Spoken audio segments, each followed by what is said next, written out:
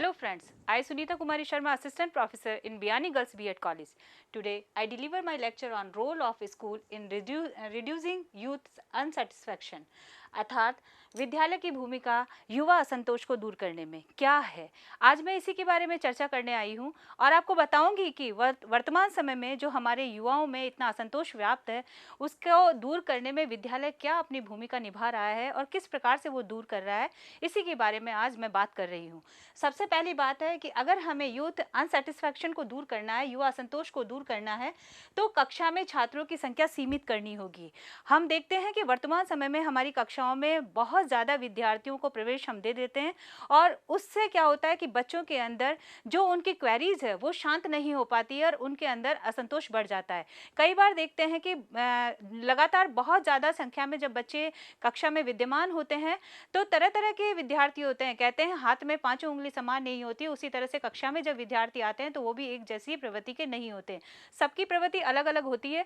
तो हर प्रवृत्ति के बच्चों को एक साथ बिठाना और अधिक मात्रा में बिठाना, ये युवा असंतोष को आमंत्रण देना है।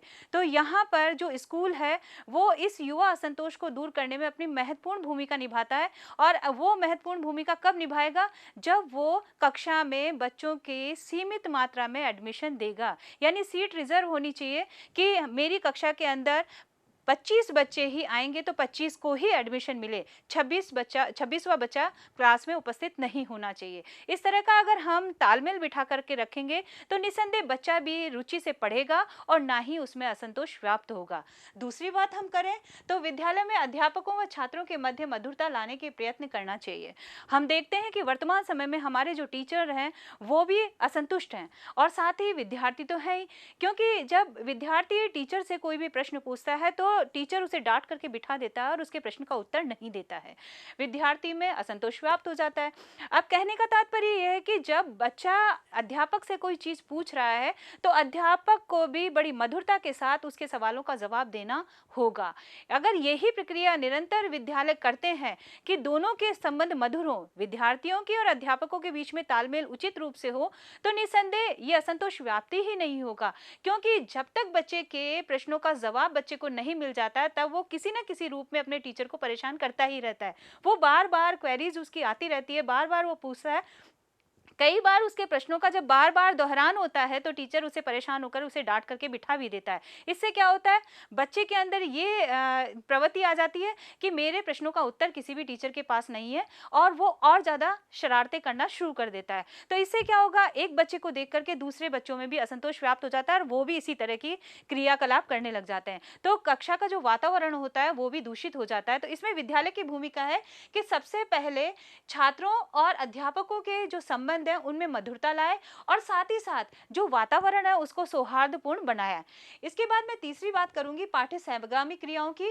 यानी आप जब पढ़ाते हैं तो पढ़ाते समय पाठ्य सहगामी क्रियाएं भी विद्यालय में होनी आवश्यक है, क्योंकि केवल किताबी कीड़ा बनाना ही पर्याप्त रूप से सही नहीं है। हम बच्चों को किताबी ज्ञान तो दे रहे हैं, लेकिन किताबी ज्ञान के साथ साथ हमें उन्हें पाठ्य सहगामी क्रियाओं की ओर भी मोड़ना है, क्योंकि खेलना कूदना ये उनके शरीर को बलिष्ठ बनाता है, उनके शारीरिक क्रियाओं को अच्छा बनाता है। जब बच्चा शारीरिक क्रियाएं नहीं करेगा तो निसंदेह उसकी मानसिक शक्ति का विकास भी नहीं हो पाएगा। मानसिक शक्ति के विकास के लिए जरूरी है उसके शरीर का स्वस्थ रहना, और जब शरीर स्वस्थ रहेगा तो कहते हैं स्वस्थ शरीर में ही स्वस्थ मस्तिष्क का निवास होता है। इसलिए विद्यालय की महत्वपूर्ण भूमिका होती है कि अपनी पढ़ाई के साथ साथ पाठ्य सहगामी क्रियाओं की भी समुचित व्यवस्था करे, जिससे छात्र अपनी अतिरिक्त शक्ति एवं समय का सदुपयोग करे। क्योंकि अगर ये सहगामी क्रियाएं नहीं होंगी तो बच्चों के पास जब फ्री पीरियड आते हैं, जब फ्री कालांश आते हैं, तो उस समय उनके पास क्या होता है, शरारत। वो शक्ति जो पढ़ाई में उनकी वेस्ट होनी चाहिए वो शक्ति उस समय शरारतों में वेस्ट होगी। तो इसलिए हमें उस शक्ति को पढ़ाई की ओर मोड़ने के साथ साथ हमें पाठ्य सहगामी क्रियाओं में यदि हमने उस क्रिया को लगा दिया तो निसंदेह वो शक्ति एक अच्छी शक्ति के रूप में उभर करके सामने आएगी और इस तरह से उनके अंदर जो असंतोष व्याप्त है, यानी जो बदमाशियां भरी पड़ी है, वो नहीं आ पाएगी, क्योंकि समय ही नहीं मिलेगा उन्हें। वो समय वो खेल कूद में लगा रहे हैं, तो उससे इस तरह की जो असंतुष्टि है बच्चों की वो दूर हो जाएगी। नेक्स्ट बात करें हम प्रधानाध्यापक को अपने आप को आदर्श के रूप में रखना। हम देखते हैं कि वर्तमान समय में हमारे जो विद्यालय हैं वहाँ पर प्रधानाध्यापकों की नियुक्ति होती है। प्रधानाध्यापक स्वयं समय पर नहीं आते हैं, प्रधानाध्यापक कोई क्लास नहीं लेते हैं, प्रधानाध्यापक अपने टीचर को डांट नहीं सकते हैं, प्रधानाध्यापक का कोई वर्चस्व ही नहीं है विद्यालय के अंदर। तो वहाँ पर विद्यार्थी क्या सीखेगा? वो यही देखेगा कि जब मेरे प्रधानाध्यापक का कहना मेरे टीचर नहीं मानते हैं तो टीचर का कहना मैं क्यों मानूं? तो इस तरह से असंतोष व्याप्त हो जाएगा। तो कहने का तात्पर्य कि विद्यालय के अंदर प्रधानाध्यापक को भी अपने आप को एक आदर्श रूप में प्रस्तुत करना होगा छात्रों को, कि उसको देख करके विद्यार्थी को लगे कि हमारा टीचर बहुत कुछ है और बहुत कुछ सिखाने की कोशिश कर रहा है। नेक्स्ट बात करें हम तो करेंगे नैतिक व चारित्रिक शिक्षा की समुचित व्यवस्था। हम देखते हैं कि वर्तमान समय में हमारे विद्यार्थियों में नैतिक आचरण का पतन होता जा रहा है। नैतिकता का समावेश उनमें है ही नहीं। वो नैतिकता भूल चुके हैं जो परिवार से उन्हें मिली थी। वर्तमान समय में हम इस तरह की भौतिक संस्कृति के पीछे दौड़ रहे हैं जहां पर हम अश्लीलता को प्रदर्शित करने वाली चीजों को देख रहे हैं। अश्लीलता ही प्रदर्शित करते हैं अपने व्यवहार में और अपने पहनावे में। जब हम इस तरह की और इस तरह की संस्कृति की ओर पलायन करेंगे तो निसंदेह हमारे अंदर क्या होगा? हमारे अंदर नैतिकता का पतन हो रहा है और उस नैतिकता के पतन के कारण ही आज युवा असंतोष जागृत हो रहा है। और इस युवा असंतोष को अगर हमें खत्म करना है तो सबसे पहले हमें नैतिक और चारित्रिक शिक्षा की व्यवस्था स्कूल के पाठ्यक्रम में करनी होगी। ये पाठ्यक्रम के साथ साथ बच्चों के व्यवहार में, बच्चों के परिवार से भी सिखाई जाती है, बच्चों के विद्यालय के द्वारा भी सिखाई जाएगी। तो निसंदेह ये इस तरह का असंतोष दूर हो पाएगा। अगली बात हम करें तो शैक्षिक एवं व्यावसायिक मार्गदर्शन की उचित व्यवस्था की जानी चाहिए। बच्चा जब पढ़ाई कर लेता है, पढ़ाई करने के बाद उसे लगता है कि मेरी पढ़ाई करने का कोई उद्देश्य रहा ही नहीं, पढ़ने के बाद भी मुझे पर्याप्त रूप से और सही जो जिस क्षेत्र में मैं जाना चाहता हूँ उस क्षेत्र में मैं जा ही नहीं पा रहा हूँ, मुझे कोई नौकरी मिल ही नहीं रही है, मुझे किसी व्यवसाय में जो व्यवसाय मुझे पसंद है वो व्यवसाय मुझे मिल ही नहीं पा रहा है। तो बच्चे में क्या होगा? असंतोष जागृत हो जाएगा। वो सोचने लगेगा कि इस पढ़ने से कोई मतलब नहीं निकलता है, केवल डिग्री ले लो और रख दो, इससे कोई औचित्य नहीं है। तो वो क्या करेगा? पढ़ने से भी भागने लगेगा, कतराने लगेगा। तो यहाँ पर ये चीज विद्यालय करता है कि समय समय पर विद्यार्थियों को जब वो एजुकेशन ले रहे हैं विद्यालय के अंदर तो उन्हें सही मार्गदर्शन, सही गाइडेंस प्रोवाइड करवाएं जिससे कि वो सही रास्ता चुन सकें और अपने मार्ग से दूर ना हो सके, जिस मार्ग पर वो चलना चाहते हैं वो मार्ग प्राप्त कर सके। मेरा मानना है कि विद्यालय, अगर इस तरह के अच्छे विद्यालय होते हैं तो वो समय समय पर एक काउंसलिंग सेल भी बिठाते हैं जिसके जरिए बच्चों की काउंसलिंग की जाती है और काउंसलिंग के तौर पर उन्हें सही व्यवसाय को चुनने का प्रयास भी करवाते हैं कि आप इस व्यवसाय में जा सकते हैं। तो अगर इस तरह की गाइडेंस सेल विद्यालय में हो तो निसंदेह बच्चों में ये असंतोष जो व्याप्त है वो खत्म हो जाएगा। नेक्स्ट बात करें हम तो अध्यापक एवं प्रधानाध्यापक को छात्रों के अभिभावकों से संपर्क बनाए रखना है। अब देखिए बात करते हैं हम कि विद्यालय में बच्चा प्रवेश कर जाता है। प्रवेश के समय तो टीचर और प्राचार्य और अभिभावक तीनों आपस में एक दूसरे से तालमेल बिठाए रखते हैं, लेकिन जैसे ही प्रवेश हो जाता है उसके बाद न तो अध्यापक अभिभावकों से मिलता है और ना ही प्रधानाध्यापक अभिभावकों से मिल पाता है और ना ही अभिभावक के पास इतना समय होता है कि उन दोनों से मिले।